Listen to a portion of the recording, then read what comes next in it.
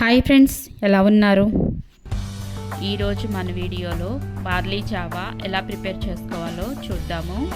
Summer కాబట్టి ప్రతి ఒక్కరికి వేడనేది చేసిద్ది. మరి వేడి చేసినప్పుడు చలవ చేయడానికి తప్పనిసరిగా బార్లీ జావా అనేది తాగితే తొందరగా మనకి చలవ అనేది చేస్తుంది. హెల్త్ ఇష్యూస్ రాకుండా హెల్ప్ అవుతుంది. ఫస్ట్ టైం కనుక మన ఛానల్ని చూసినట్టయితే లైక్ చేయండి, షేర్ చేయండి, సబ్స్క్రైబ్ చేయండి.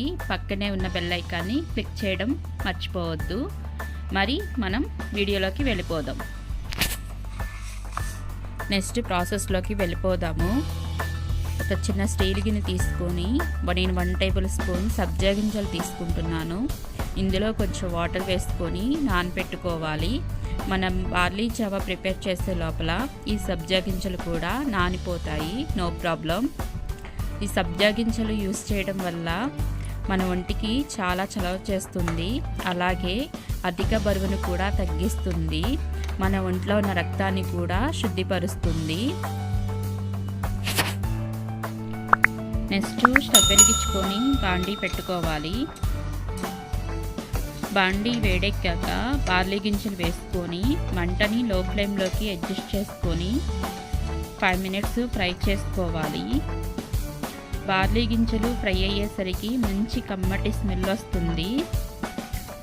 బార్లీ జావ అంటే చాలామంది బార్లీ గింజల్ని వాటర్లో వేసుకుని ఉడికించుకొని మొత్తం ఉడికిపోయిన తర్వాత ఆ వాటర్ అనేది ఫిల్టర్ చేసుకొని ఓన్లీ వాటర్ ఒకటే తాగుతారు. మిగతా గింజలన్నీ ఉడికించుకున్నాయి పారేస్తూ ఉంటారు. దానివల్ల కొంతవరకే మనకి హెల్త్కి పరంగా మంచిగా ఉండిద్ది. అదే కనుక ఇలాగ బార్లీ గింజల్ని ఫ్రై చేసుకొని పౌడర్లా చేసుకొని మనకి కావలసినంత బార్లీ జావా మనం ప్రిపేర్ చేసుకొని డైరెక్ట్గా ఇలా తాగేస్తే మన హెల్త్కి చాలా మంచిది. ఇవి ఫ్రై అయిపోయిన తర్వాత కొంచెం చల్లార్చుకొని బరకగా గ్రైండ్ చేసుకోవాలి. ఇలా గ్రైండ్ చేసుకున్న ఈ పౌడర్ని ఏదైనా ఎయిర్ టైట్ గాజు సీసాలో స్టోర్ చేసుకోవచ్చు. మనం ఫ్రై చేసి పౌడర్ చేసుకున్నాం కాబట్టి ఈ పౌడర్ అనేది పాడవకుండా చాన్నాళ్ళు స్టోర్ చేసుకోవచ్చు. నేను ఒక టీ గ్లాస్ పౌడర్ తీసుకుంటున్నాను. ఒక టీ గ్లాసు పౌడర్కి 5 గ్లాస్ వాటర్ తీసుకోవాలి.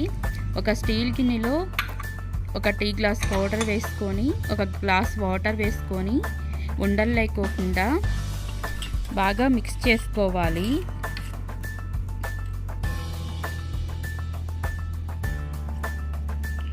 ఇలా మిక్స్ చేసుకున్న తర్వాత ఒక స్టీల్ గిన్నె తీసుకొని 4 గ్లాస్ వాటర్ వేసేసుకోవాలి.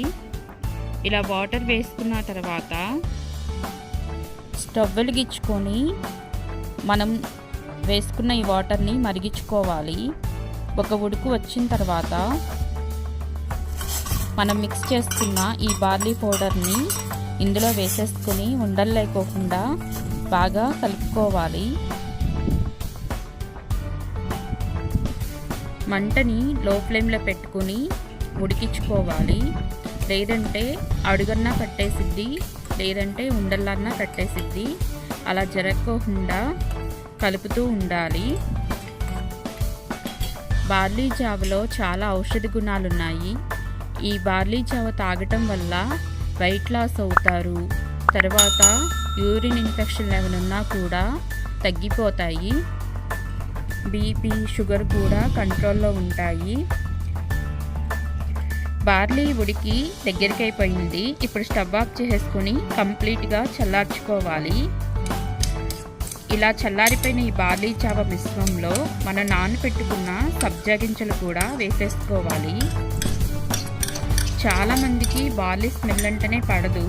అలాంటి వారికి బార్లీ జావా ఇలా ప్రిపేర్ చేసిస్తే ఈజీగా తాగేస్తారు. అలాగే కొంచెం మజ్జిగ కూడా మరీ పలసగా కాకుండా కొంచెం చిక్కగా ఉండేటట్టుగా ఇందులో వేసేసుకోవాలి. నెక్స్ట్ ఒక అర నిమ్మ చెక్క పిండుకోవాలి. ఈ నిమ్మ చెక్క వేసుకోవడం వల్ల బార్లీ జావా చాలా టేస్టీగా మంచి ఫ్లేవర్తో ఉంటుంది. అలాగే రుచికి సరిపడా సాల్ట్ వేసుకోవాలి. ఇలా వేసుకున్న తర్వాత మొత్తం అంతా ఒకసారి మిక్స్ అయ్యే విధంగా బాగా కలుపుకోవాలి. అంతేనండి, బార్లీ జావా ప్రిపేర్ అయిపోయింది. చాలా టేస్టీగా ఉండిద్ది. ఇది చాలా హెల్దీ రెసిపీ. మీరు కూడా మీ ఇంట్లో ట్రై చేయండి. ఈ వేసవికాలం చాలా వేడిగా ఉంటుంది. ఇందులో చాలా ఔషధ గుణాలు ఉన్నాయి. మామూలుగానే మన ఒంట్లో పిత్త, వాత, కఫ దోషాలు ఉంటాయి.